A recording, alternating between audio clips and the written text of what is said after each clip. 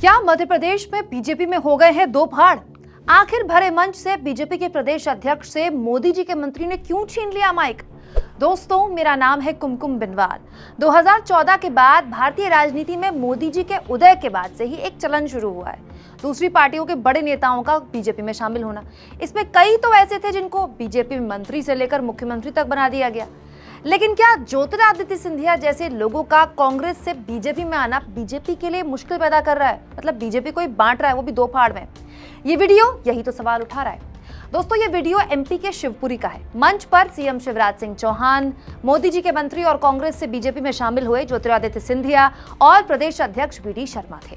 मंच संचालिका ने तय कार्यक्रम के तहत प्रदेश अध्यक्ष को बोलने के लिए बुलाया, लेकिन जैसे ही बीजेपी के प्रदेश अध्यक्ष माइक के पास पहुंचे, सिंधिया अचानक अपनी सीट से उठकर वहां पहुंच गए, मतलब प्रदेश अध्यक्ष की जगह, और प्रदेश अध्यक्ष की जगह खुद बोलने लगे और उनको इशारों में कुछ मुस्कुराते हुए कहा, जिसके बाद प्रदेश अध्यक्ष भी अपनी सीट पर जाके बैठ गए। माननीय सांसद खजुराहो एवं प्रदेश अध्यक्ष भाजपा माननीय श्री विष्णुदत्त शर्मा जी से निवेदन कि कृपया इस कार्यक्रम में अपना उद्बोधन दें। जोरदार तालियों से स्वागत करेंगे।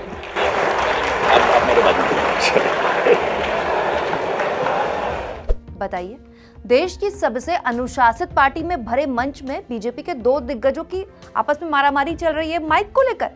क्या ये एमपी में बीजेपी की दो फाड़ नहीं दिखाता? इतना महत्वपूर्ण वीडियो चैनल वालों ने तो गायब कर दिया, लेकिन सोशल मीडिया में वायरल हो गया और अब ये करा रहा है बीजेपी की किरकिरी। ये वीडियो तो बस एक बानगी है दोस्तों।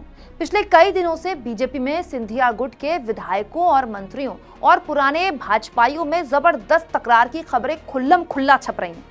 राजनीतिक पंडित तो ये भी कह रहे हैं कि सिंधिया ने एमपी में बीजेपी को नई बीजेपी और पुरानी बीजेपी में बांट दिया है। वहीं कई लोग तो सिंधिया को उनके पुराने हालात भी याद दिला रहे हैं कि जब वो कांग्रेस में थे तो देखिए क्या ठाठ थे उनके, और अब बीजेपी में क्या हालत हो गई है। लेकिन अब ये बातें बस अटकलबाजी नहीं है, सच्चाई सी लगती है कि एमपी, जहां बीजेपी की हालत पहले से ही खराब है, जहां इस साल चुनाव होने हैं, वहां कांग्रेस से बीजेपी में आए ज्योतिरादित्य सिंधिया खुद अपनी नई वाली पार्टी के लिए मुश्किल पैदा कर रहे हैं। ये बात 100% सच है कि बीजेपी एमपी में चुनाव हारी, कांग्रेस चुनाव जीती, कांग्रेस सत्ता में काबिज हुई। उसके बावजूद भी सिंधिया के सहारे बीजेपी ने एक साल बाद सत्ता पलट दी और चुनाव हारने के बाद भी वो सत्ता में काबिज हो गई और शिवराज सिंह चौहान फिर मुख्यमंत्री बन गए और सिंधिया को इसका फायदा भी मिला। सिंधिया को मंत्री पद दिया गया केंद्रीय कैबिनेट में।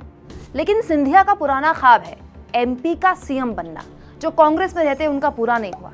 कहीं ऐसा तो नहीं कि उनके इस ख्वाब के चक्कर में बीजेपी में भी एमपी में बुरी हालत हो जाए। आप भरे मंच में चुनावी साल में बीजेपी के प्रदेश अध्यक्ष और मोदी जी के मंत्री के बीच माइक को लेकर ऐसी खींचतान पर क्या सोचते हैं? कमेंट बॉक्स में जरूर लिखें। चैनल को ज्वाइन भी करें और सब्सक्राइब भी।